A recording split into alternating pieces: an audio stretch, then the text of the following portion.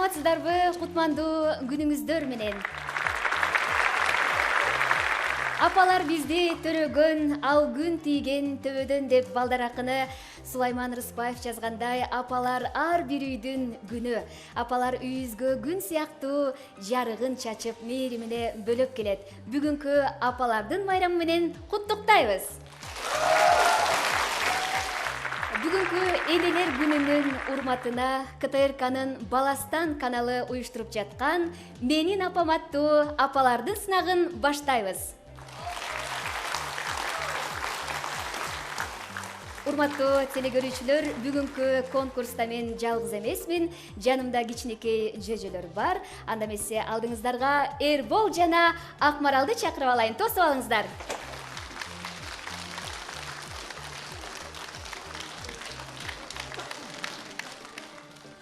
Кутмандуу күнүңүздөр менен урматтуу телекөрүүчүлөр, кымбаттуу катышуучулар, «Менин апам» аттуу сынагыбызга куш келипсиздер. Саламатсыздарбы, достор. Бүгүнкү конкурстун жүрүшүндө ар бирибиз апаларды кубаттап, колдоп, кол чаап, апалар менен чогуу бололу. Ооба, анткени бүгүн энелердин күнү. Энелерибизди бүгүн эле эмес, күн сайын кол чаап, жакшы көрүп турсак жарашат. Кымбаттуу апалар, майрамыңыздар менен. Урматтуу телекөрүүчүлөр, өзүңүздөргө белгилүү болгондой, 8 марттагы «Менин апам» конкурсунда Дея жана Уста элдик бий ансамбльдеринин таланттуу бийчилери апалары менен катышып, өздөрүнүн өнөрлөрүн мына ушул сахнада көрсөтүшкөн эле. Ошол жерден аталган бий ансамбльдин жетекчиси Наргиза Хаджиева, Кыз кыял бий ансамблинин жетекчиси Айпери Нарымбековага эстафетаны узатып берген эле. Демек, урматтуу телекөрүүчүлөр, сахнада турган жаш таланттар Кыз кыял бий ансамблинин таланттары апалары менен турган чагы. Демек, бүгүн Айпери Нарымбекова жетектеген Кыз кыял бий ансамбли өз өнөрүн көрсөтөт. Мына ушундай чоң жоопкерчиликти мойнуна алган биздин урматтуу калыстардын тобу менен тааныштырып коюуга уруксат этиңиздер. Калыстар тобунун төрайымы Кыргыз Республикасынын эмгек сиңирген артисти Алина Жетигенова. Кол чабуулар болсун. Ар дайым күлүп жүргөн кыргыз эстрада ырчысы Нена эжекебиз. Нена айым, эки уулдун мээримдүү апасы. Кийинки калыстар тобунун мүчөсү Гүлнур Декор, дизайн студиясынын жетекчиси Гүлнур Шерипкан кызы. Кол чабуулар. Мына ушундай сахнабызды гүлдөр менен кооздоп жасалгалап берген үчүн биз Гүлнур айымга мына ушул учурдан пайдаланып терең ыраазычылыгыбызды билдиребиз. Улантабыз, кийинки калыстар тобунун мүчөсү Дея жана Уста элдик бий ансамблинин жетекчиси, маданияттын мыкты кызматкери Наргиза Хаджиева. Заманбап бий жанрынын хореографы, продюсер Эрмек Керимбаев. Мына ушул калыстардын тобу бүгүн калыстык менен жеңүүчүбүздү аныктап беришет. Анда эмесе жогоруда менин кичинекей досторум айткандай, сынак 4 бөлүмдөн турат. Алгачкысы саламдашуу эле. Анда саламдашууга кезек берели.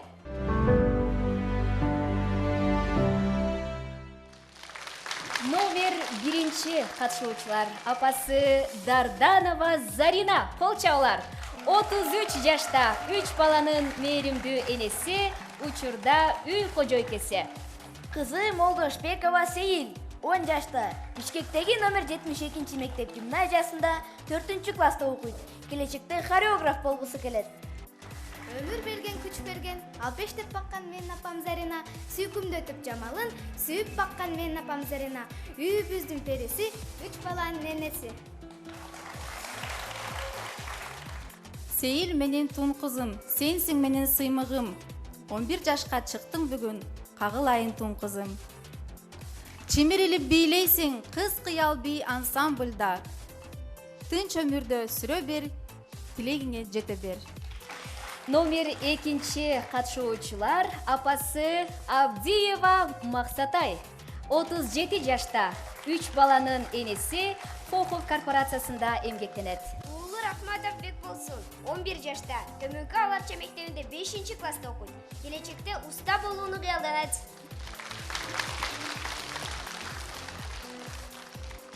Мен апам Максатай, мен билемин апамды акыл берсе экен бербейт. Апа экемди мага эч ким бул жерден бербейт. Апалардын бир тамчы ак сүтүнө ааламдагы эч бир нерсе тең келбейт. Азамат. Менин уулум Бекболсунун атына заты жарашкан акылдуум, кыз кыялда бийлеп келет, ар тараптан таланттуу, мектебинде жакшы окуйт, ийгиликтер жаратып, математика, тарыхты сүйүп окуйт, кызыгып, келечекте кыялданат, имарат куруп, жол салып, мекениме кызмат кылсам деп самап.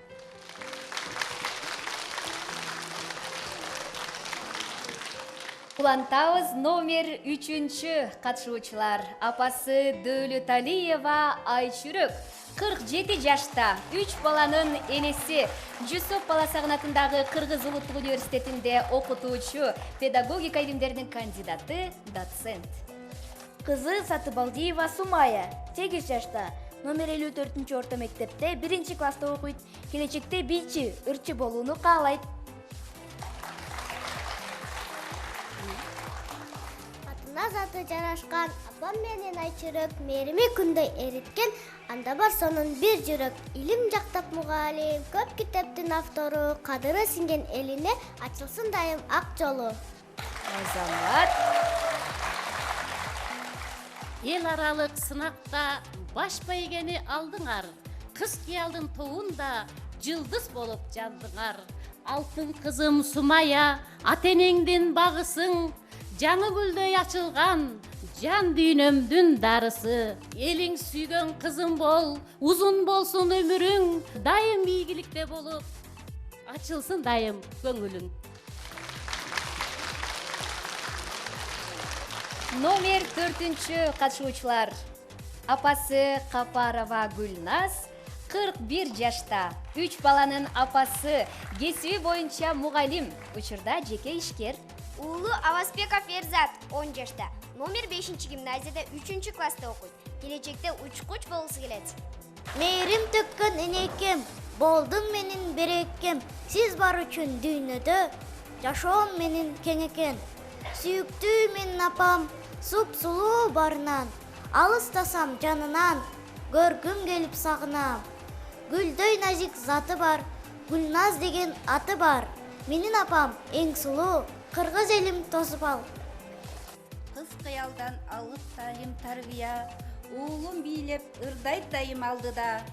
Мугалими Айпериге чоң рахмат, мамилеси жагат элдин баарына. Балдарымдын эң кенжеси эркеси, кыз кыялдын бийчиси жана ырчысы, улуттук гимназиянын күзгүсү. Эрзатым келечекте кыргыздын болот жылдызы. Мына ошентип номер 5-чи катышуучуларыбызга кезек келип жетти. Апасы Алиева Айзада 45 жашта, 3 баланын энеси, учурда Кыргыз Республикасынын куралдуу күчтөрүнүн улуттук гвардиясында эмгектенет. Кызы Асылбекова Адинай 10 жашта, Мукаш Абдыраев атындагы Республикалык музыкалык орто мектепте 4 класста окуйт. Келечекте теле алып баруучу болгусу келет. Ата журтка арнап ишин апакем, жан берүүгө даярмын деп ант берген. Айзада апам эр жигиттер сыяктуу, мекен коргоп иштейт аскер кызматы. Үйдүн куту жарык нуру апакем, сен урматтым, жан кубаттым берекем.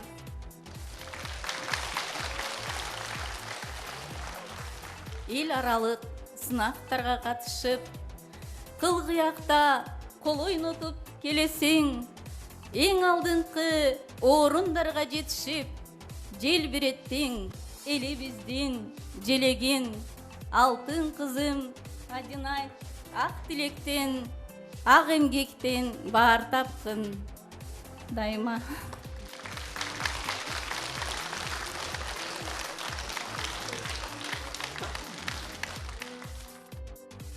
Номер 6-чы катышуучулар. Апасы Абдукапарова Медина 32 жашта, 3 баланын энеси, учурда жеке ишкер. Уулу Эмилбеков Элдар 12 жашта, номер 82 мектепте 4 класстын окуучусу. Келечекте жеке ишкер болгусу келет. Жакыным жаным апам, жарыгым жалгыз апам, жашоодо желеп турган жаныма жакын апам. Жүзүнөн жылдыз жанган, жайдары жаркылдаган, жылмайып күлүп турган ал менин апам. Ого. Азаматсыз. Жакшы күндө болсо тилегим, элдар менин чептен бекем тирегим. Жакшы окуп, эстүү болуп чоңойсо, мен ошону бакытым деп билемин. Ак жол тоюм, балапаным базарым, унут карыган көр тирилик азабын. Өзүң арнап, эне алдей ордуна, балам сага бакытырын жазайын.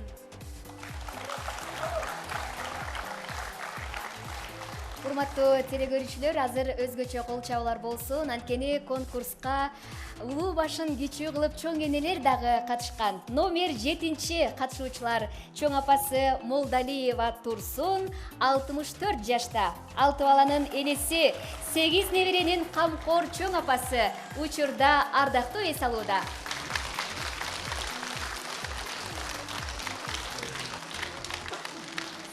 Небереси Сагындык Кавалиана 8 жашта. Номер 28 мектепте 2 класста окуйт.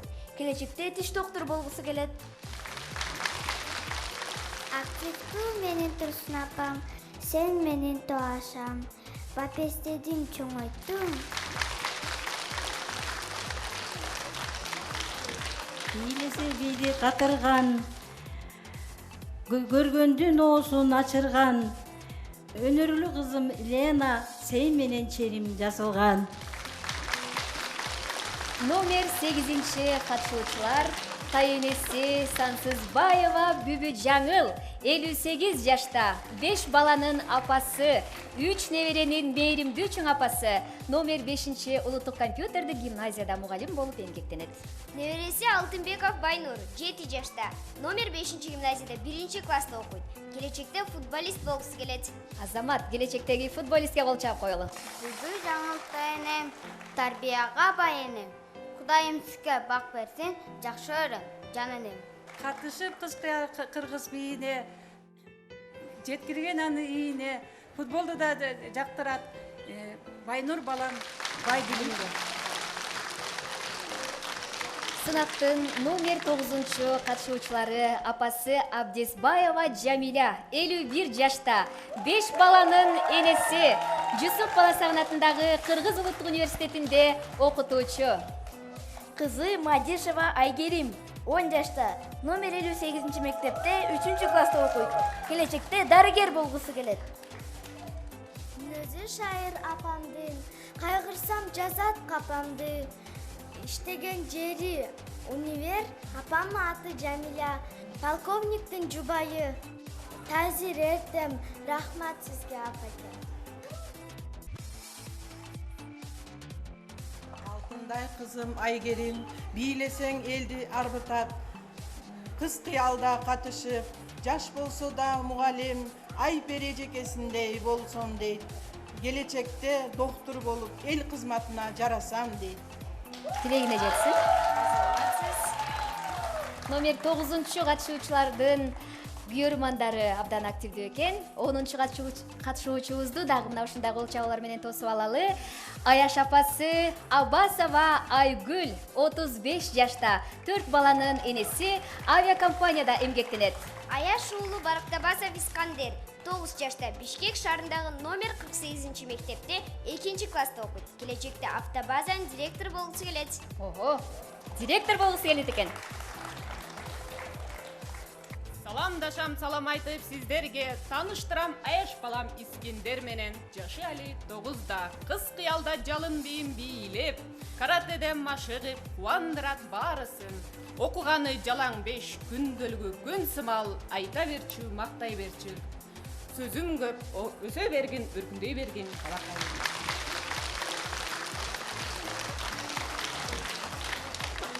Аяш апаке, тиле берем жаныңызда болуш үчүн. Ошондуктан чарчабай айта берем. Менин апам акылдуу, менин апам мээримдүү, менин апам эң сулуу, аты да өзү жарашыктуу, аты Айгүл. Мына ошентип, урматтуу телегөрүүчүлөр, 10 катышуучубуз өздөрүн тааныштырды.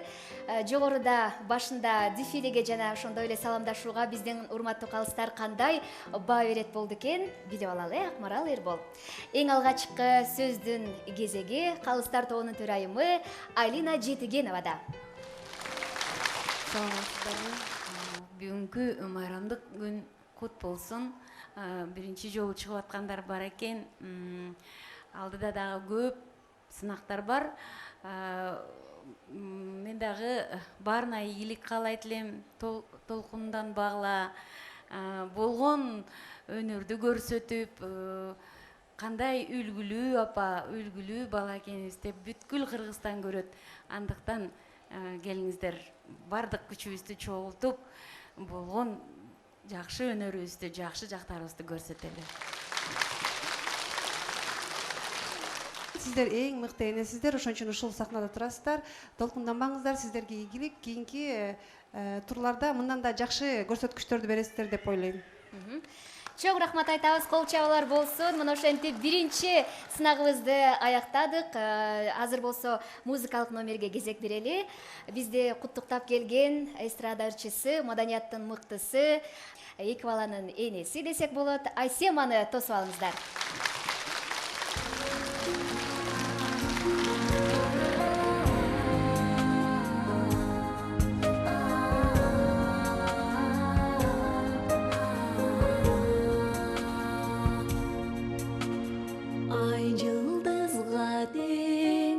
Айкөл терең деңизде, аяламдай кең, жарукер менен периште. Апа деген кандай, ар бири ару таңдай, жыты күндүн нуру, баркы бийик асмандай.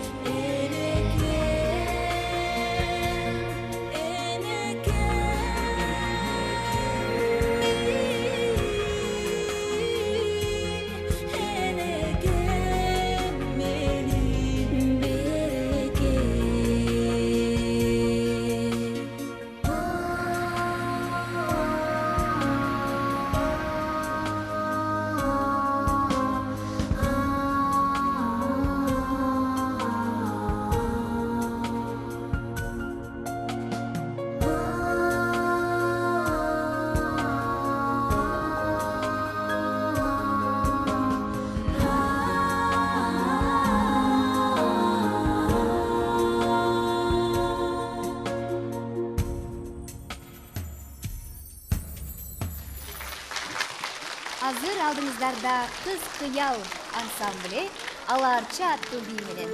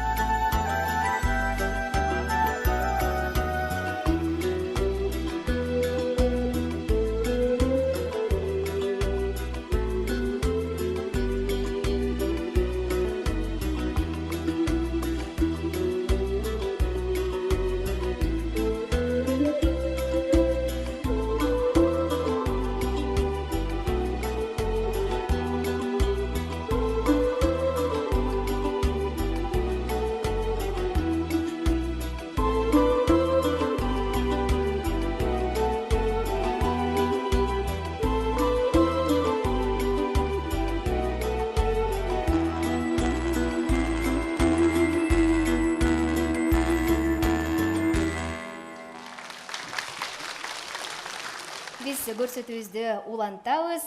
Айта кетүүчү нерсе, менин апам сынагынын экинчи тапшырмасында 10 катышуучу тең бир музыканын коштоосунда бийлешет. Ал эми алардын бийине назар салып, толкундоолорун тең бөлүшүп, кол чаап коштоп туралы. Анткени апаларыбыз сахнага биринчи жолу чыгып жатышат. Кыз кыял би ансамблинин жаш таланттуу бийчилеринин апаларын тосуп алыңыздар. Сахнада Асарти бии менен.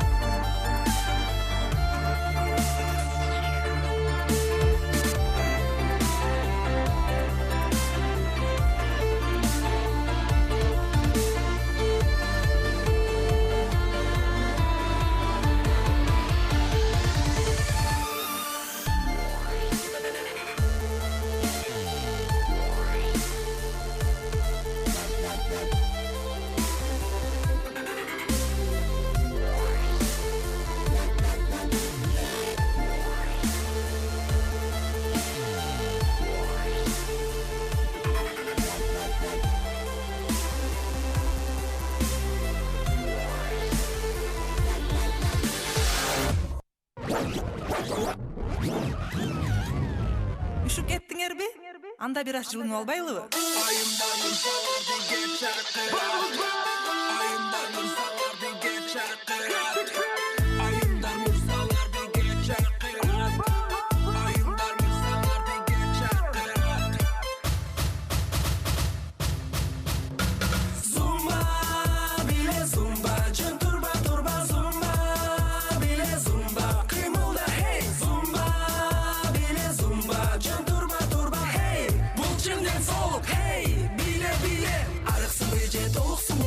Küçüsünüce, ulusumuce, ayırması çok daima bile zumbanı zumbanı zumbanı hey. Arıksınıce, toluksumuce, küçüsünüce, ulusumuce, ayırması çok daima bile zumbanı zumbanı zumbanı hey. Dağı da bile toktu oğun, dağı kımılda toktu oğun, dağı da sekir toktu oğun, otur durma kul. Dağı da bile toktu oğun, dağı kımılda toktu oğun, dağı da sekir toktu oğun, otur durma kul. Dosun den soluğundan çin boşun kalay.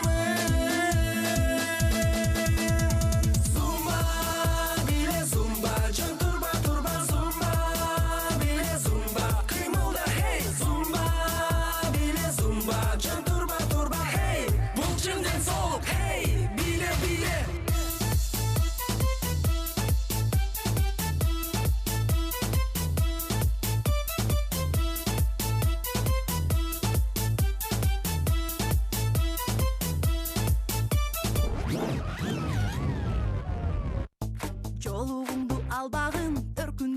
арбагың шымчан жүрүп албагың ай халатыңды камдадым катуу айтсам эгерде шокко түшүп калбагым төркүнүңдү мактаба түшкө чейин уктаба ай кайнене ай келиңе ай келиңе ай кайнене ай кайнене мен да болом кайнене ай келиңе ай кайнене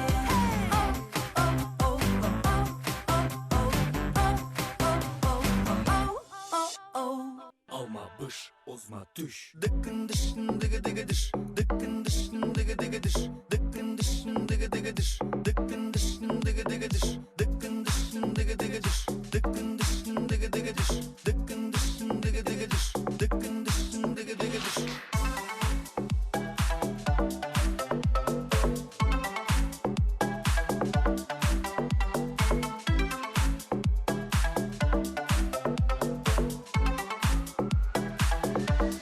Жансыңарбы?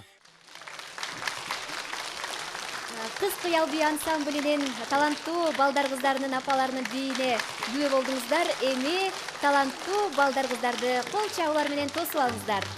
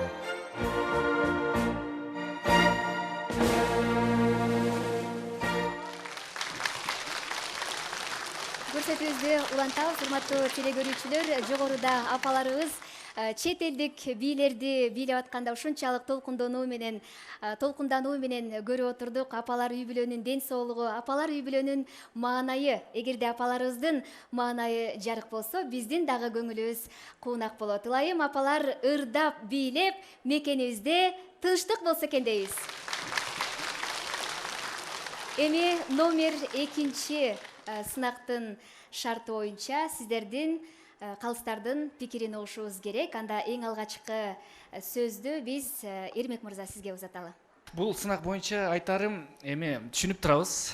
Бардыгыбыз эле толкунданабыз. Баягы сахнага эл алдында чыгуу бул абдан эле коркунучтуу. Баягы бул жерде көптөгөн факторлор бар. Камера алдында иштөө, микрофонго туура сүйлөө, бийлеп чыгуу бул абдан эле оор жумуш. Бул үстүндө абдан баягы көп күндөр бою иштеш керек. практика өтүш керек. Анан азыркы би сынагында балдары эми малатсы, алар эми баягы буга чейин бийлеп жүргөнү көрүнүп турат. Аларга сөз жок. Анан апаларыбызга айтарыбыз, баягы бийлер чындыгында баягы жаңы бийлеп жаткандарга атайын түзүлүптүр. Эң жөнөкөй кыймылдар. Бул жерде болгону 4-кө чейин, 8-ге чейин санаганды билиш керек болчу. Анан менин оюмча эми бардыгы бирдей ката кетирип жатты, бардыгы бирдей аракет кылыптыр, бардыгы жакшы маанайда, жакшы аракеттенип жаткандыгы мага көрүнүп турат. Анан менимче бардыгында аракет үчүн баягы кылган ушул жерге чыгып жаткандары үчүн бардыгына бирдей баа, жакшы 10 деген балл берет элем. Чоң рахмат.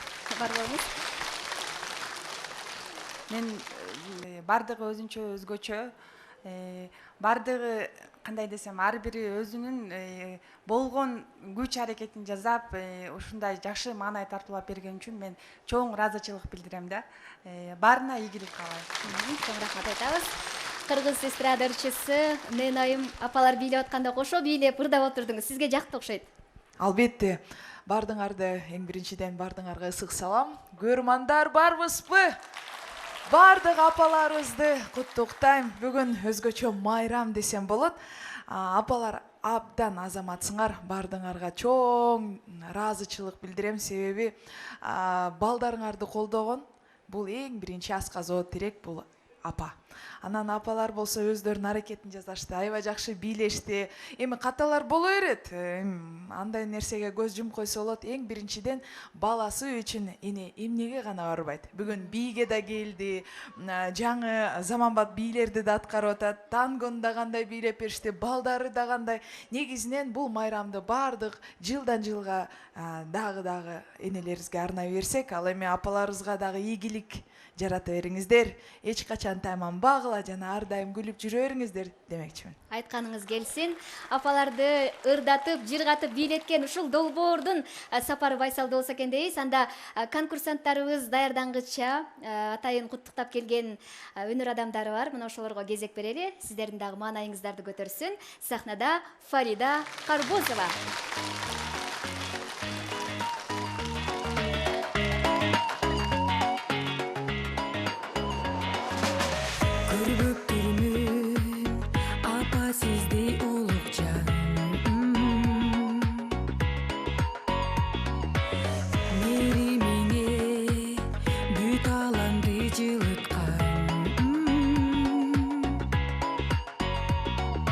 Күндү ысык кучагыңда тур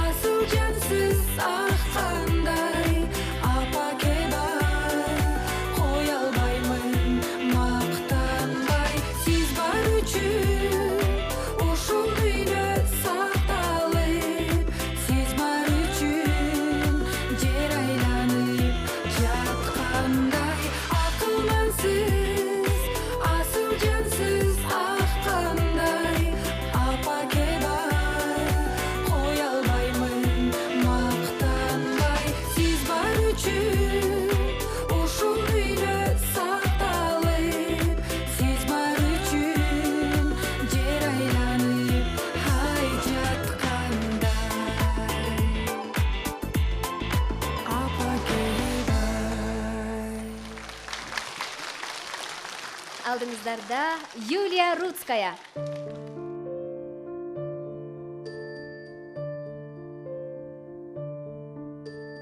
Бала кезим өтсө дагы эртелеп ай меримиңе чөккүм келет эркелеп ай сабыр сөзүн жүрөгүмө күч бергенде мекен ай ал пештеге жарык берген Меникем ай, ал пештеген жарык берген. Меникем ай.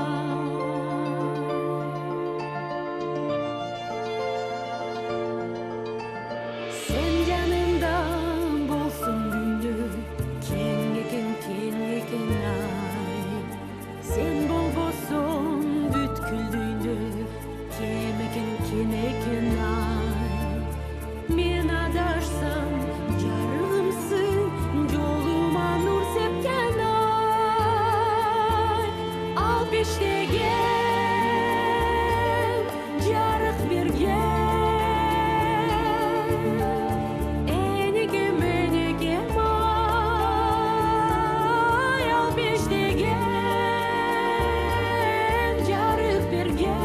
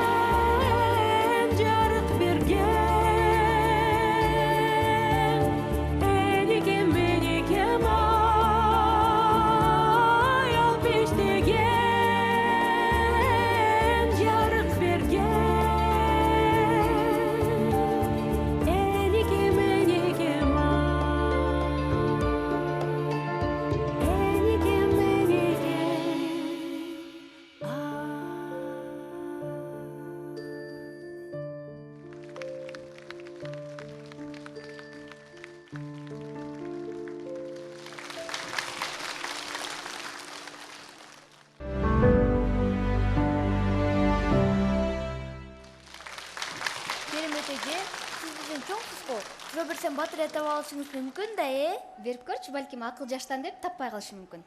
1 килограмм пах тоорубу же 1 килограмм темирби? Темир да. Таппай калдыңыз. Пахта. Экөө тең 1 килограмм болгондуктан. Экөө тең барабар. Ооба, туура. Азаматсың. Анда мен да суроо берем. 90 жаштагы чоң апа небересин жакшы көрүү үчүн эмне кылышы керек? Муну мен билем. Көз айнек алыш керек. Туура. Азаматсыңар балдар. Дагы суроо берейинби? Мына ушул сурооңорду камдап тургула. Анткени азыр бизде ой чабыт деген бөлүмүбүз бар. Ошол суроолоруңарды апаларга берип көрөлүчү, кандай жооп берет болду экен. Алар таппай калсачы? Таппай калса, анда калыстардын аз гана упайларына болуп калышат. Демек, жогорку упай алуу үчүн жакшылап ойлонуу керек. Туура айтасың. Анда биз апаларыбызды кезек-кезеги менен сахнага чакырабыз. Биз тараптан суроолор узатылат. Мына ошол суроолорго апалар 10 секундтун ичинде гана жооп берип, өздөрүнүн туура жоопторун айтышы керек. Ал эми кандай жооп берип атат? Бардыгын калыстарыбыз майда көздүү элегинен өткөрүп турушмакчы. Анда биз ой чабыт бөлүмүнө кезек беребиз. Номер 1 катышуучуларды сиздердин кол чабыңыздар менен тосуп алалы. Анда биринчи биз апакесине суроо узаталы. Кызыңыз сиз боенгон боектор менен боенгусу келип чоңойгусу келет. Мындай учурдан сиз кантип чыгасыз? Боенуусуна каршы болбойсузбу? Азыркы заманда кичинекейлерге арналган косметикалар көп. Ошону алып бергенге аракет кылам. Мен да өзүм түшүнөм, ушундай чоңоюп келатканда боенгум келип, апамдын кийимдерин кийгим келип, батпай жатса дагы ушубайт этип тигип эметип аракет кылчумун да. Ошон үчүн түшүнөм кызымда. Детский косметика алып берем. Демек, сиз каршы болбойсуз, колдойсуз. Жакшы, эми кызыңызга бизде суроолор бар. Кызыңыз кандай жооп берет болду экен? Сиз жарышта 2-нчи орунда келе жаткан адамдан аштыңыз. Суроо, сиз канчанчы орунда болуп калдыңыз? Бул логикалык суроо экенин эсиңиздерге салып коелу. 1-нчи болуп калдым. Туура жообун айтып коелу анда. Туура жообу Эрбол? Туура жообу 2-нчи орунда келе жатасыз. Мына ушундай аракетиңиздер үчүн рахмат айтабыз. Орун алыңыздар. Кийинки 2-нчи номердеги катышуучуларды сахнага чакырып алалы. Эми сизге суроо. Эр жигиттин чечкиндүү, намыскөй, эрктүү болуп чоңоюшу үчүн кандай тарбия бериш керек?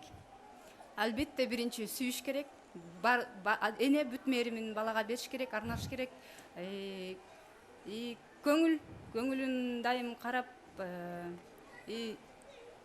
бул жакта тарбиялык жактан көп эме кылыш керек. Атанын тарбиясы да көп таасир берет деп ойлойм да. Болчалар жакшы жооп болду окшойт, Атанын тарбиясы албетте мааниге ээ. 202 көз канча адамга таандык? 202 көз бир адамга таандык. Жок, туура. Анда биз 3-чү катышуучубузду дароо эле чакырып алалы. Эми элестетип коюңуз. Кызыңыз экөөңүздөр дүкөн кыдырып жүрөсүздөр.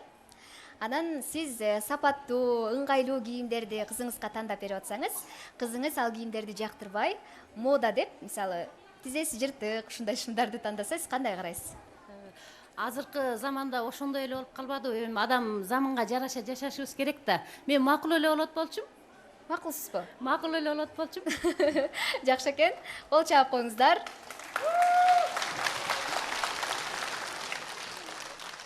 Төртүнчү катышуучуларды тосуп алыңыздар. Абдан толкунданып келатышат. Кандай суроо туш келип калат болду экен деп. Айтсаңыз, канча уул кызыңыз бар? 3 уулум бар. 3 уулуңуз. 3 тең уул. Ооба. Жакшы экен. Эми сизге суроо. Мына ушул уул балдарды тарбиялоодо атанын тарбиясы көбүрөөк керекпи же эненин тарбиясы? Экөөнүкү тең керек. Бирдей керек. Себеби? Себеби эненики мээримдүү болуп жумшагыраак болуп кетет, а атаныкы кичине өзгөр билесиңер. Катуураак болот, Катуураак болот. Элестетиңиз, сиз автобус айдап бара жатасыз. Биринчи аялдамадан 9 адам, экинчи аялдамадан 10 адам түштү. Айдоочу канча жашта? 19 жашта болуп калабы ошондо. Жооп туура эмес. Өзүңүз канча жашыңызда болсо, себеби айдоочу айдап бара жатпайбы?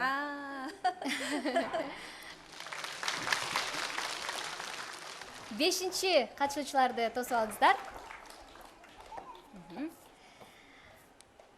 Эми сизге суроо апасы.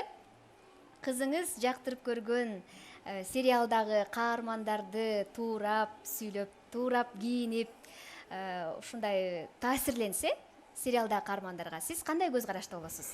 Биринчиден кандай каарман экендигин карамакмын. Мисалы, корейлердин фильми деп коелу. Алар чачынын учун сарыга боешот, көккө боешот, жашылга боешот экен. Кызыңыздын чачы узун экен. Эгерде ошентип боейм десе? Боесо, аны мен айтмакмын. Мисалы, концертке чыкканда, ушинтип боенуп чыкканга уруксат бермекмин. Башка учурда жок. Каршы болмоксуз? Албетте. Эмне деп түшүндүрмөксүз кызыңызга? Кызыма түшүндүрмөкмүн. Ар бир жердин өзүнүн этикасы бар деп. Мисалы, мектепте жүргөндө мектептикиндей болуш керек. Концертте жүргөндө концерттегидей, көчөдө жүргөндө көчөнүн этикасын кармап жүр деп түшүндүрмөкмүн. Жакшы. Эми кызыңызга сурообуз бар. Аны жерден көтөрүү оңой, бирок аны ыргытуу абдан кыйын. Жок. Таш деп жооп берди. Туурабы, туура эмеспи? Жок, жооп туура болбой калды. Тилекке каршы. Туура жообун айтып коелу, анда билип алсын. Туура жообу мамык. Мамык, билесиз да? Чоң рахмат силерге. Номер 6 катышуучуларды тосуп алыңыздар. Медина айым, уулуңуз бир күн эле мектептен балдардан таяк жеп келди. Кимден экенин эч нерсе сизге айтпай койду. Мындай учурда кантип сүйлөшүүлөр жүргүзөсүз балаңыз менен? Өзүнүн ойлонгонуна убакыт берем. Мисалы, Чечимди өзүң кабыл ал деп айтам. Андай случайлар көп эле болгон. Болгон. Өзү чечет. А сиз барып болушпайсыз, балдарды урбайсыз? Жок, эч качан. Балаңызга дагы эч нерсе Жок, дебейсиз? өзүнүн ой жүгүртүп, өзү решать эткенине коем да. Мен баламдын чечимин постоянно колдойм, колдоп келем. Ого, баракелде. Өзүнүн чечимине, өзүнүн оюна коюп коем. Мына ошондо гана чечкиндүү балдар тарбияланат, Чоң рахмат. Кандай идиштен тамак ичүүгө болбойт? Кандай идиштен тамак ичүүгө болбойт? Жаңы ачылып, жаңы идиштен малдын тамагынан ичүүгө болбойт. Жооп туура эмес, бош идиштен тамак ичүүгө болбойт. Бул албетте логикалык суроо болчу. Аракети үчүн рахмат айтабыз. Номер 7 катышуучуларды тосуп алалы. Мынакей ардактуу эс алуудагы биздин чоң апа келе жатат небереси менен. Кызыңыз сизден көп нерсени жашырып, калпайтканын сезе баштадыңыз. Мындай учурда тарбияны кандай нукка бурасыз? Андай учурда жакшынакай өзүм бир комнатага алып кирип алып, жакшынакай жакшы насаатымды айтып, калпайткан жаман болот деп бир ар кандай мисалдарды келтирип, анан тарбияга чакырмакмын. Адамдар менен унаалар басып өтчү жаныбар кандай аталат? Зебра. Азамат, кол чабуулар. Туура болду, албетте. Орун алыңыздар. 8 катышуучулар келсеңиздер. Уулуңуздун акылы да, булчуңу да күчтүү эркек болуп калыптанышына азыртан кандай кам көрөсүз? Азыртадан спортко катыштырып атабыз, футболго, бийге, ден соолугун чыңдап. Ал эми акыл жагынан? Акыл жагынан сабак мектепке жардам берип атабыз. Биринчи класстан фундаментти куруш керек, ошон үчүн биринчи класстан азыр жакшы сабагына жардам берип атабыз. Кайсы сабакты жакшы көрөт балаңыз? Математиканы жакшы көрөт. Анан эгерде бала бийлесе дагы, анын акыл туюму, ой чабыты кенен болот деп коюшат. Бул жагынан дагы сиздер салым кошуп атасыздар. Жакшы, эми Уулуңузга суроо. Чийки түрүндө жебейт, бышкан соң аны таштандыга таштайт. Бул эмне? Жок, тилекке каршы. Бирок аракетиң жакшы. Жообун айтып коелу, туура жообун. Жообу лагыр жалбырагы. Кол чап узатып туралы ар бир катышуучуларыбызды. Мына ошентип 9 катышуучуларга дагы кезек келип жетти. Келиңиздер, сахнага чакырып алалы. Кызыңыз абдан эгоист болуп, үйгө келген конокторду жактырбай, буюмдарын кызганып, өң башын бузса, кандай тарбия бересиз? Түшүндүрүп айтабыз да, андай кылган болбойт кызым. Сен да бирөөнүкүнө барасың, бирөөнүкүнө барсаң, сени да ушундай кылса кандай болот? Туура эмес болуп калат го, дейм да. Ушундай жагдайлар кездешти беле? Болот, көп болот. Менин кызым эрке кыз, кичинекей, көкүрөк күчүгүм эркелеп, ушинтип эркелеп коюшу мүмкүн. Болот мындай ситуациялар. Жакшы. Кийинки суроо. Эми эрке кызыңызга бизде суроо бар. Адам анын иштегенин каалайт. А иштеген кезде ачууланып, өчүрүүгө шашат. Бул эмне? Логикалык суроо. Көбүнчө бул кайсы убакта кездешет?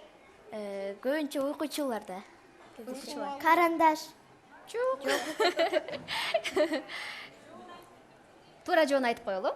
Туура жообу ойготкуч болчу. Будильник. Рахмат сиздерге. Кол чабуулар.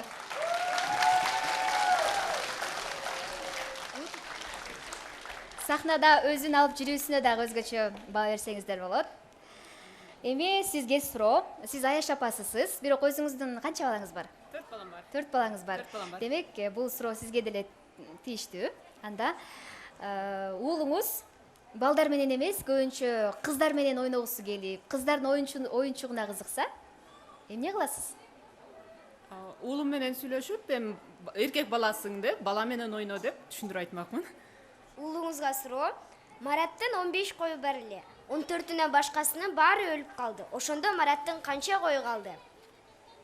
15 4 1. Жооп туура эмес, 14 кою калды. Рахмат сиздерге.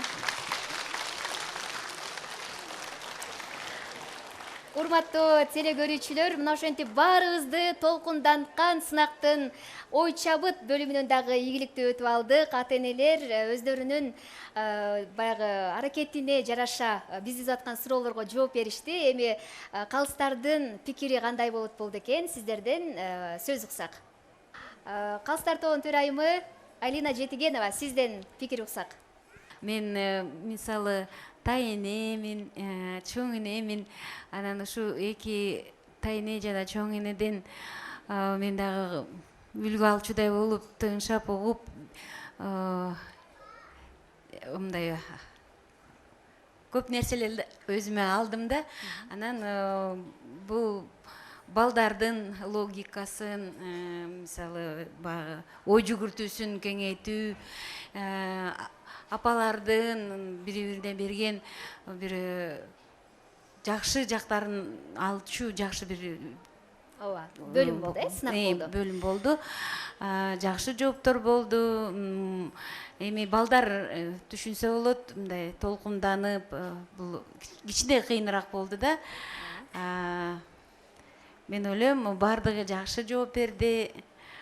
Толкунданууну кичине ала албай атышат да. Бир көтөрө албай атабыз. Эмки сынакта дагы жакшы болот деп ойлоймун. Рахмат сизге. Эң сонун. Сиз айткандай ушул көрсөтүүдөн жаш ата энелер дагы үлгү алат деген ойдобуз. Анда кийинки сөздү биз Наргиз айым сизге узаталы. Эртеден бери айтып жатабыз, толкундоо жөнүндө көп айтылып жатат. Муну сөзсүз түрдө албетте калыстар тобунун мүчөлөрү баарыбыз эске алабыз. Анткени бул сахнага чыгыш өз оңой эмес. Бирок ошентсе дагы кичине ой чабыт деген бул ой чабыт, кичине ой жүгүртүп, анан ойлонуп жооп беришсе жакшыраак болот.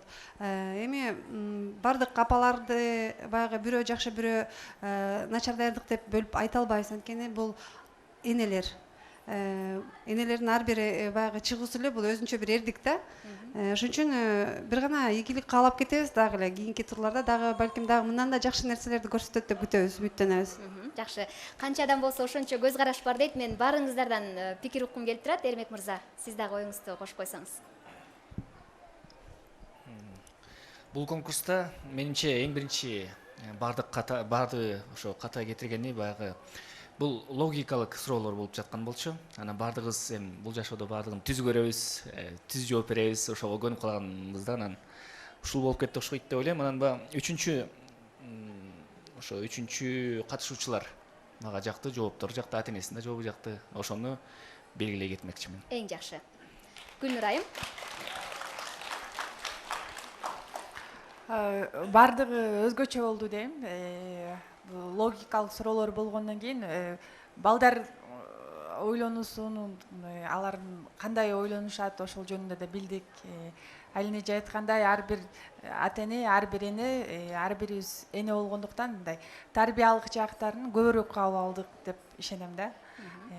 Ошол баарына ийгилик, негизинен баары бирдей эле деп эсептейм да. Жакшы. Эми Нена жекебиз дагы өзгөчө пикир айтат болуш керек. Эң биринчиден ата энелерге чоң ыраазычылык билдиргим келет. Себеби баланы тарбиялоодо ар кимдин өзүнүн уникалдуу методдору бар. Өзүнүн. Анан ар ким ар башкача тарбиялайт, бирок азыркы учурда ата энелердин балдарына болгон сүйүүсүн, мээримин жана тарбиясын уктук, көрдүк. Анан логикалык суроолор эми боло берет. Эми таппай калсак бул чоң бир ката деп деле эсептелбейт. Биздин кичинекейлерибиз бир аз суроолорго түшүнбөй калды. Бирок анысына карабай ата эненин сөзү, тарбиясы жаап кетти деп ойлойм. Ошон үчүн ата энелерге ийгилик, өзгөчө апалар, бүгүн майрам, ошону унутпаңыздар, күлкүңөр жүзүңөрдөн кетпесин. Айтканыңыз келсин.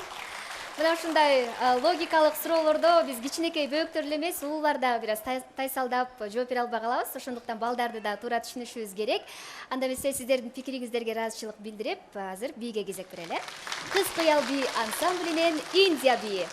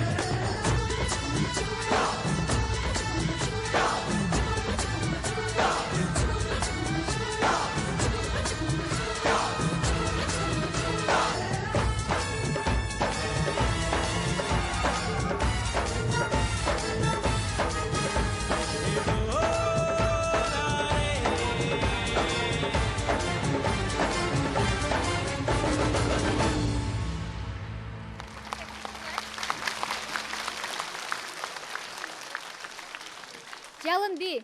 Жарык нур кутман жылдыздан, жалын бей чыккан кыргыздан.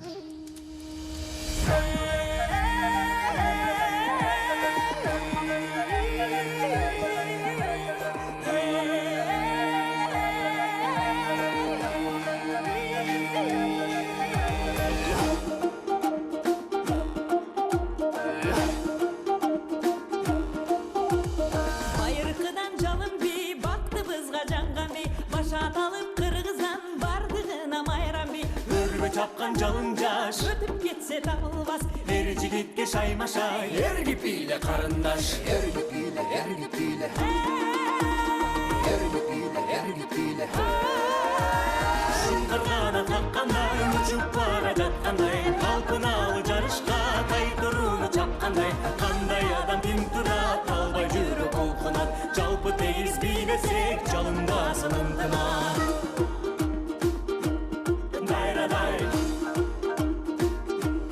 дайрадай.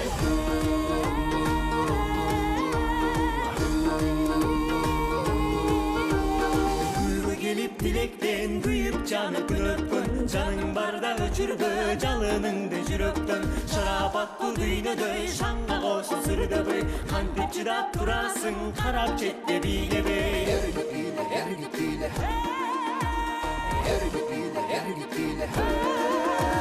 Шыңкыргана каккандай, учуп бара жаткандай, талпыналы жарышка кайтурууну чапкандай, кандай адам тим турат, албай жүрөк толкунат, жалпы тегиз бийлесек жалындасын ынтымак.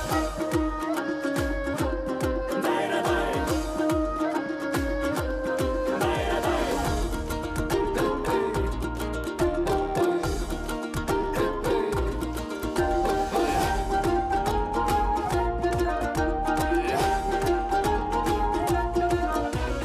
Жок эткенде чагылган, жаралган би жалындан, шат өмүргө жарык бол шам чырактай жагылган, күлкү менен жашарып күн балдары аталып, бийлеп кары жашыбыз бир кумарга баталып. Баталып, баталып, баталып, баталып.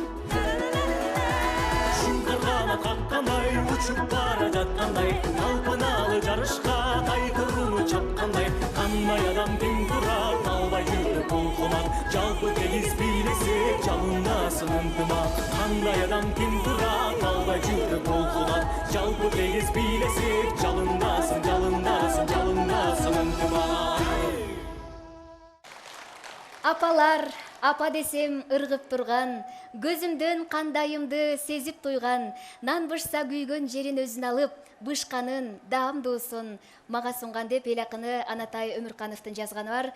Өзүм жебей балам жесин, өзүм кийбей балам кийсин деген биздин мээримдүү, эң сулуу апаларыбыздын бүгүнкү майрамы менен дагы бир жолу куттуктайбыз. Майрамыңыздар менен апалар. Апалар үй бүлөнүн ден соолугу деп жогоруда айтып өттүк. Расында апалар эмне жасаса үй бүлө мүчөлөрү мына ошол тамак менен оозанат эмеспи, ошондуктан туура тамактанууга албетте апалар кыздарын кичинекейинен даярдап үйрөтүшү керек экен. Азыр биз ашкана бөлүмүнө дагы кезек келип жетти. Курсагыңар ачкан жокпу? Меники абдан ачты. Анда биз мына ашкана бөлүмүндө апаларыбыз жасап келген сонун даамдардан ооз тийет экенбиз. Анда аларды бир-бирден чакырбайлыбы? Ооба. Биз маалымат катары айта кетели, бул тапшырманын шарты төмөндөгүдөй болчу. Биз катышуучуларга саналуу гана ингредиенттерди бергенбиз. Мисалы, сууга бышырылган алакандай эт, сууга бышкан жумуртка, дагы эмне бар эле? Сабиз, картошка, каймак, жана башка ар кандай даамдуу азыктар бар болчу. Мына ошол азыктарды кошуп, аз гана убакыттын ичинде өздөрүнүн фантазиясына жараша салат жасашты. Мына ошол салатты ар кимиси ар кандай баягы аракет менен жасашты. Биз ушул жерден бирден чакырып алалы дагы. Чогуу сиздер менен күбө бололу.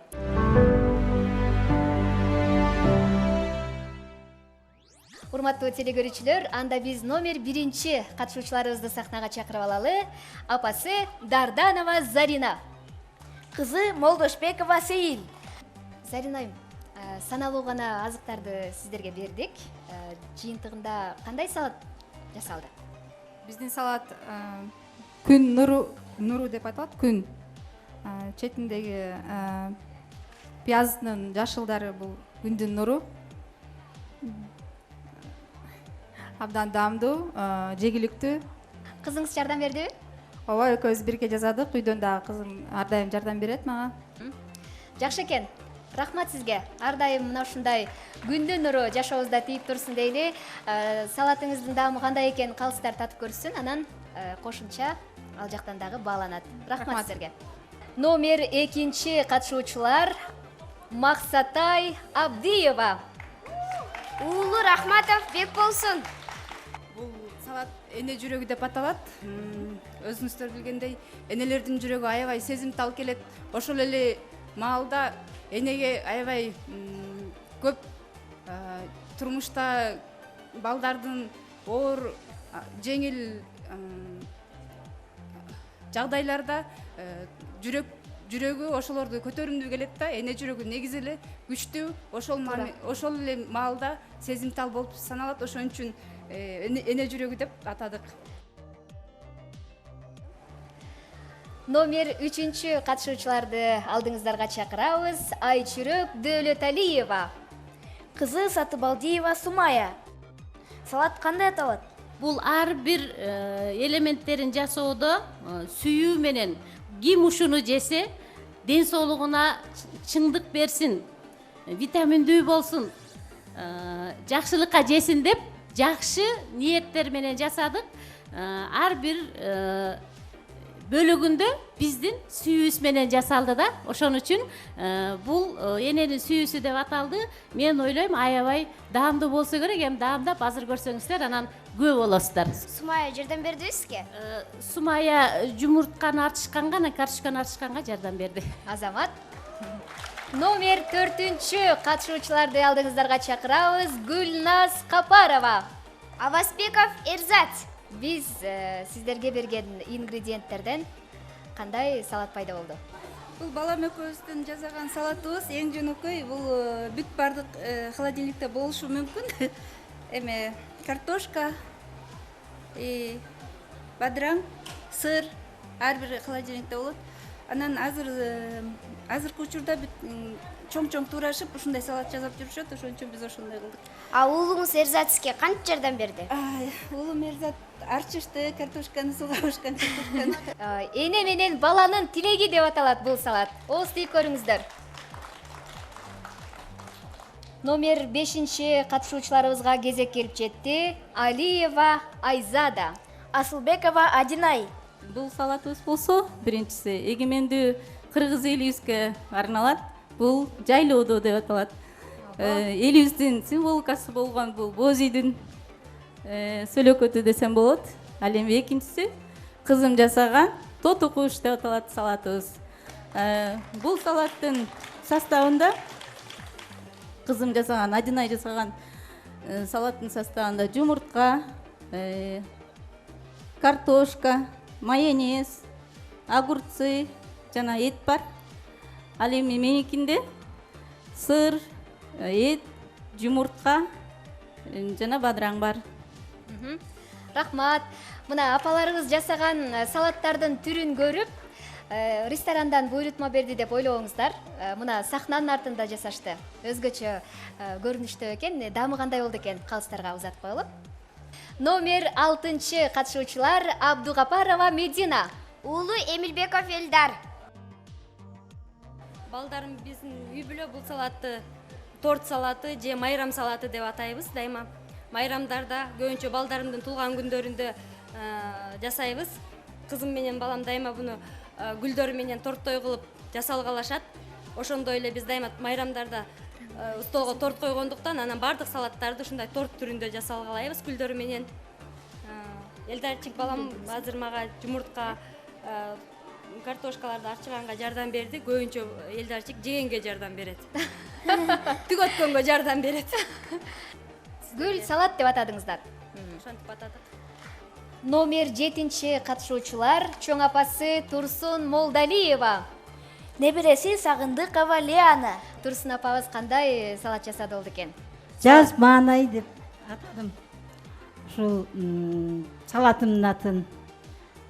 Жазында ушу жакшынакай эненин майрамы, кыздардын байрамы, ошого карата кыздардын, энелердин кабактары ачык болсун, маанайлары ачык болсун деп ушундай жакшынакай салатты жасадым. Жакшы, рахмат Турсун апа. Мындай бир ырсап эсиме келип кетти да. Уул кызым унчугушпай алыстайт, небереме жетпей калды баар эми. Өпкөн сайын ичим ысып жалындайт, өрүгүнөн таттуу экен данеги деп. Мына баладан дагы небере таттуу болот деп коет. Сиз небереңизди жакшы көрүп, эркелетип өстүрүп атасызбы же ашканада дагы үйрөтүп атасызбы? Жок, өтө эркелетем. Номер 8 катышуучуларды шаңдуу тосуп алыңыздар. Бүбү Жаңыл Сансызбаева небереси Алтынбеков Байнур келе жатат. Салатыңыздын аты эмне деп аталат? Өзүмдүн жашаган көчөмдүн аты 8 март, номерумда 8, ошон үчүн мен 8 март деп койдум. Кол чабуулар. Мунун составында эт, 2 түр эт бар.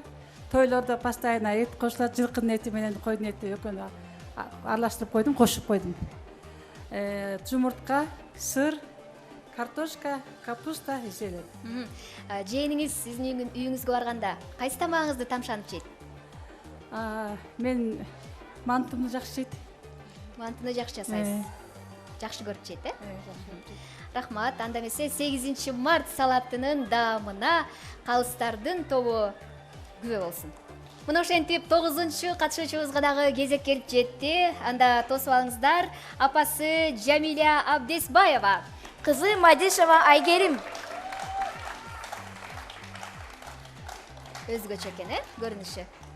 Канча убакытта жасап бүттүңүз бул кол салатты? 15 мүнөт убактыбызды алды бул салат. Кызым экөөбүз биргеликте жасадык. Мага жардам берип турду менин алтын кызым. Бул салаттын аты мимоза. Кол чабуулар болсун, тамагыңыздар таттуу болсун, урматтуу калыстар тобу. Номер 10-чу катышуучуларды алдыңыздарга чакырабыз, келиңиздер. Айгүл Абасова. Уулу Барыктабасов Искандер. Айгүл айым, бул салатка кандай ингредиенттерди коштуңуз?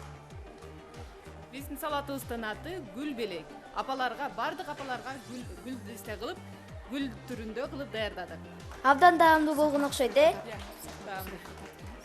Апаларга күн сайын ар дайым гүлдү бербестен, еще тамак салат аркылуу гүл кылып даярдадык. Гүл белек салатын тосуп алыңыздар. Бүгүнкү апаларыбыз жасаган салаттардын көрүнүшү бизге абдан жакты. Ал эми даамы кандай болду экен? Калыстар даам татып көрүштү. Анда биз сөздүн кезегин ырчы айым Ненага узаталы. Тамагыңыз таттуу болсун. Рахмат. Негизинен апаларыбыз, биздин конкурсанттарыбыз абдан азамат экен. Сырткы келбети да, ички түзүлүшү да, сапаты да, даамы да бардыгы төп келишкен. Негизи бардыгы тең азамат. Бизге деле рахмат дешибиз керек, себеби курсактарыбыз да тоюп калды. Апаларыбызга да көңүлүбүз көтөрүлүп калды деп эле айтмакчымын. Колдоруна береке. Рахмат. Эрмек мырза, сизге салаттар жактыбы? Салаттар боюнча эми бардыгы составы окшош экени бардыгына оорчулук жаратты го деп ойлойм. Анан бирок бул жерден бир салат мага мындай абдан туздуу сезилди. Аны айтпай эле коеюн. Өзгөчө сүйүү берген го.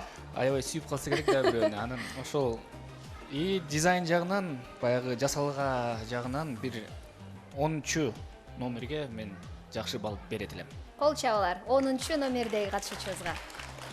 Рахмат сиздерге. Бүгүнкү конкурстагы калыстар тобунун төрайымы Кыргыз Республикасынын эмгек сиңирген артисти Алина Жетигенова кызы Азел менен ыр сунат. Ыр кандай аталат? Күнүм апам, гүлүм кызым. Тосуп алыңыздар.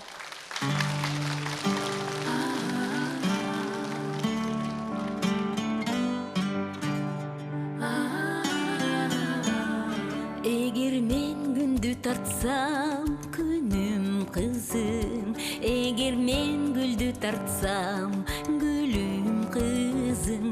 Дүйнөдө эч бир нерсе теңдеш албас. Байлыгымба жетпеген сүйүм кызым. Эгер мен айды тартсам, айым апам, агарган алтын нурлуу таңым апам. Меримин күндөн ысык көлдөн терең, ордолу узабаган шарым апам.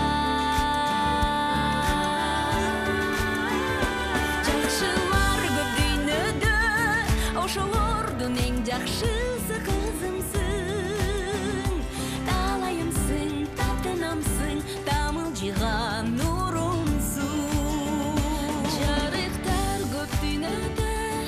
ошолордун эң жарыгы апамсың. Сенин барың кандай жакшы күндө менин чачасың. Гүлүм апам, гүлүм кызым, айым апам, жаным кызым. Мен сага мерим бердим, барын бердим. Самайыңа сан гүлдөн тагып келдим. Турмушуң таттуу болсун, шаттуу болсун. Жолдоруң ачык болуп барыш кергин. Апакем мен кыйналсам сөзүң дарый. Өчпөсүн сен ыйгарган өмүр шамы. Балдарымдын бактына ырысына бар болчу бул жашоодо өзүң дагы. Жакшылар көп дүйнөдө, ошолордун эң жакшысы кызымсың. Талайымсың, татынамсың, тамылжыган нурумсуң.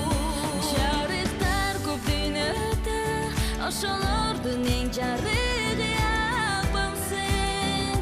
Сенин барың кандай жакшы күндө мерим чачасың.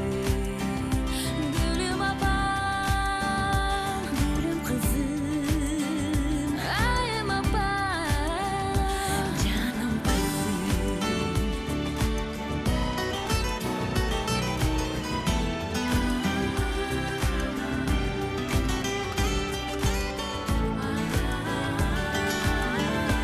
Жарыктар көп дүйнөдө, ошолордун эң жарыгы кызымсың. Сенин барың кандай жакшы күндө мерим чачасың.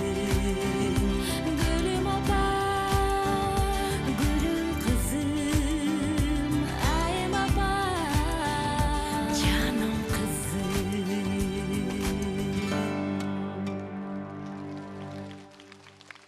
Сахнада бардык апаларды куттуктап Кидстар тобу. Талда бүргөн чачыбыз, талайлуу кыздар атыбыз. Тандагы булбул өңдөнүп ай, таңшы берир дар чагыбыз. Тандагы булбул өңдөнүп ай, таңшы берир дар чагыбыз. Сай-сайга чыккан дарактын саясы беле жалбырап. Заруру болгон жүрөктүн ай, дарысы бели кыз бурак. Заруру болгон жүрөктүн ай, дарысы бели кыз бурак.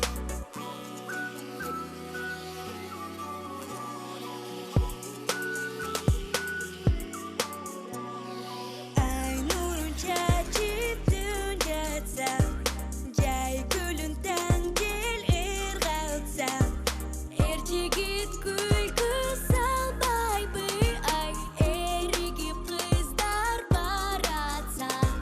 Эр жигит күлкү салбайбы ай, эригип кыздар баратса. Талда бүргөн чачыбыз, талайлуу кыздар атыбыз. Тандагы булбул өңдөнүп ай, таңшы берир дар чагыбыз. Тандагы булбул өңдөнүп ай, таңшы берир дар чагыбыз. Таңшы берир дар чагыбыз.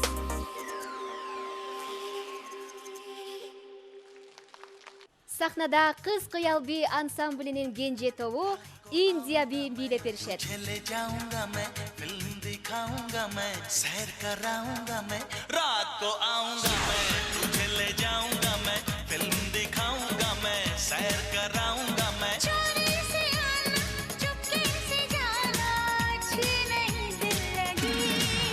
मुझसे शादी करोगी मुझसे शादी करोगी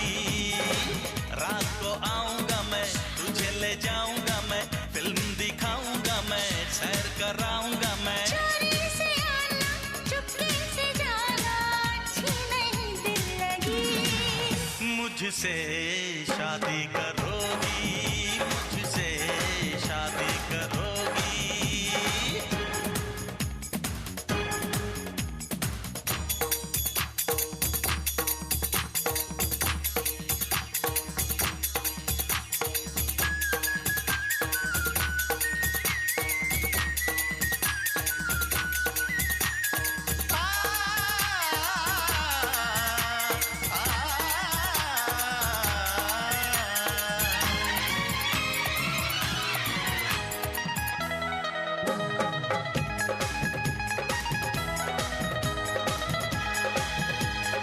हो जाए जीवन में अब चाहे जो भी दूल्हा बनूंगा मैं दुल्हन तू होगी राधे श्याम के जैसे है जोड़ी तोड़े से भी जाएगी ना ये तोड़ी मंदिर ले जाऊंगा मैं पूजा कराऊंगा मैं नारियल चढ़ाऊंगा मैं चंदन लगाऊंगा मैं ले जाना पूजा कराना करना नहीं दिल लगी मुझसे शादी करोगी मुझसे शादी करोगी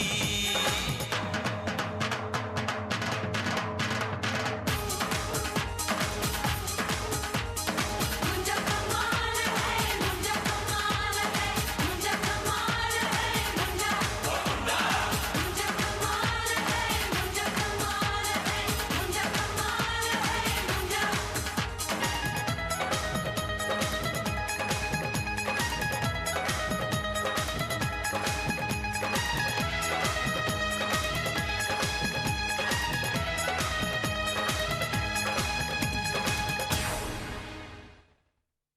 кайрадан кыз кыял би ансамблинин кенже тобу сахнада Маша жана Аю би менен.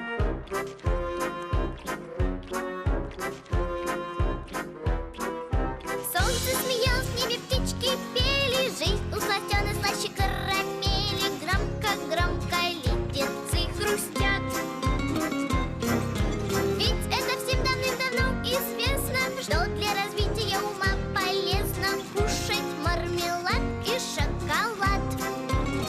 И это сказки, что зубы заболят.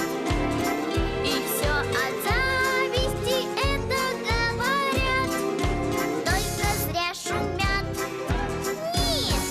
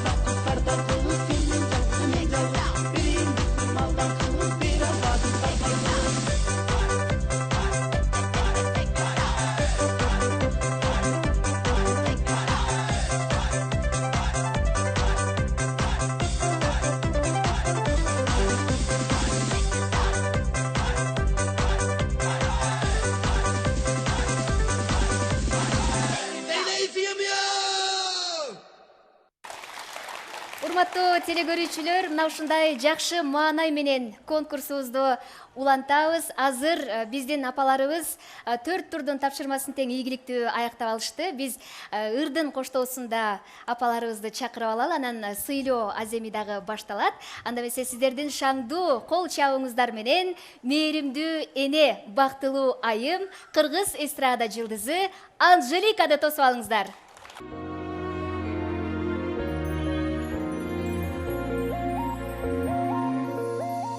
Sen turgan jer ıyık mağa değişti. Seni menen telegeyin tegizde. Meni kanday menetmenen östürdü. Balalıktın baktısınan kemikte. Apa kendinin ırağın, mandayda uçpuz çırağın. Esen sol olup isminin, caynasın güldü camalı. Apa kendinin ırağın, mandayda uçpuz çırağın. Esen sol olup isminin, caynasın güldü camalı.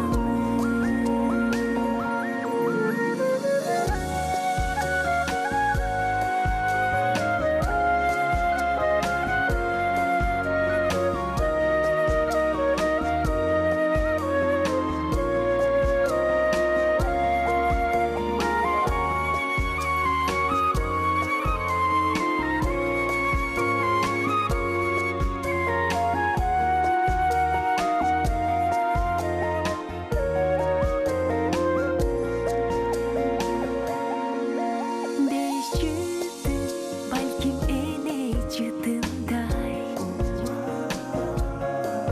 Çıtta balsam, çırgay düşüm uşunday.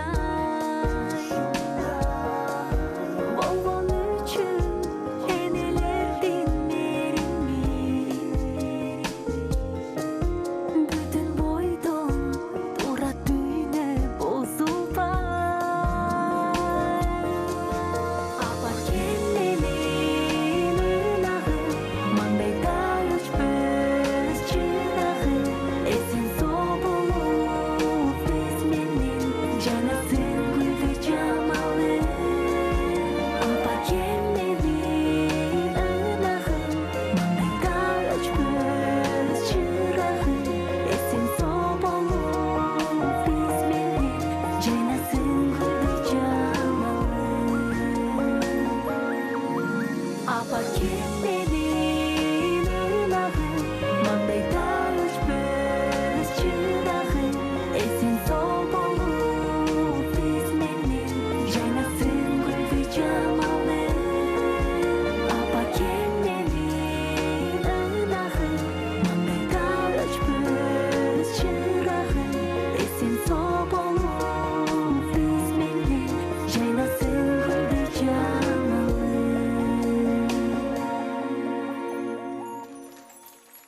Конкурсубуздун эң толкунданчу мүнөттөрүнө келип жеттик. Анткени ушул жерде отурган конкурсанттардын күйөрмандары дагы, өздөрү конкурсанттар дагы толкундануу менен күтүп турушат. Кимибиз алдыга озуп чыктык болду экен деп, Анда эмесе мына ушул жеңүүчүлөрдү аныктап, калыстык менен башкарып отурган биздин калыстардын тобун сахнага чакырып алууга уруксат этиңиздер. Калыстар тобунун төрайымы, Кыргыз Республикасынын эмгек сиңирген артисти Алина Жетигенованы тосуп алалы. Бизге эң кыйын болду, анткени ар бирибиз энебиз. Бул конкурста эненин жүрөгү мындай биринчи же экинчи деп коюу мүмкүн эмес. Бирок эми баягы конкурс деген конкурс экен. Ары тартып, бери тартып, эми жеңүүчүнү тандадык. КТРКнын Баластан каналы уюштурган «Менин апам» кароо сынагына активдүү катышкандыгы үчүн номер 1 катышуучу Зарина Дарданова «Шамдагай эне» номинациясы менен сыйланат. Кол чабуулар!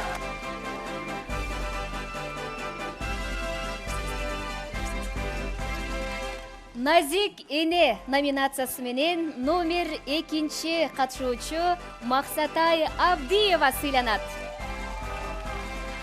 Номер 3 катышуучу Айчүрөк Дөөлөталиева Шайыр апа номинациясы менен сыйланат.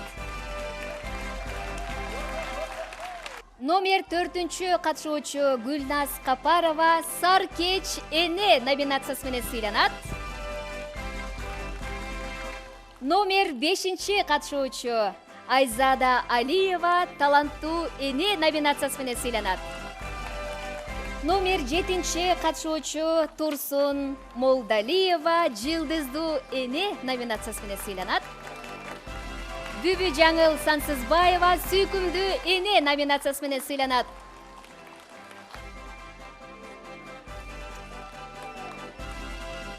Номер 9 катышуучу Жамиля Абдесбаева мээримдүү эне номинациясы менен сыйланат. Номер 10 катышуучу Айгүл Абасова жароокер эне номинациясы менен сыйланат. Кол чабуулар.